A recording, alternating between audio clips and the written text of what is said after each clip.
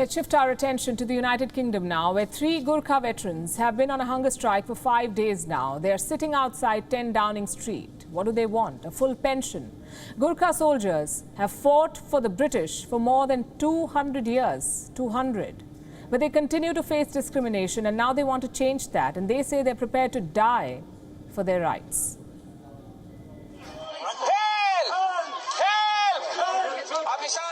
These are pictures from this week.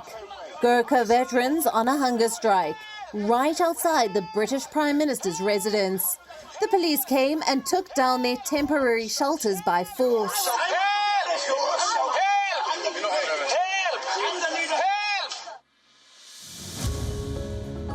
For 5 days now, these Gurkha veterans have been on a hunger strike.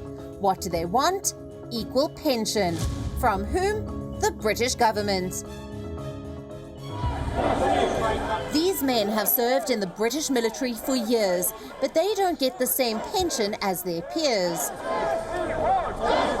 Now they want Prime Minister Boris Johnson to do something about this. So far, there's no indication that he will. No sign that the protest has persuaded the Prime Minister to act. Gurkha veterans who retired before 1997 are still not eligible for a full pension. They still remain a part of an old pension scheme, where Gurkha soldiers are paid anywhere between 37 to 50% of a full army pension. For years now, Gurkha veterans have been demanding their due. Now they've gone on a hunger strike. They say they are willing to die for equal pension. The opposition has promised to help. A lawmaker from the Labour Party has written to British Defence Secretary he wants the government to engage with them. The Gurkha soldiers have served the United Kingdom for more than 200 years. Their recruitment began in the early 1800s after the British tried to annex Nepal into their empire. The British Army was impressed by the tenacity of Nepal's Gurkha soldiers, so they encouraged them to volunteer for the East India Company. Since then, the Gurkhas have fought for the British all over the world.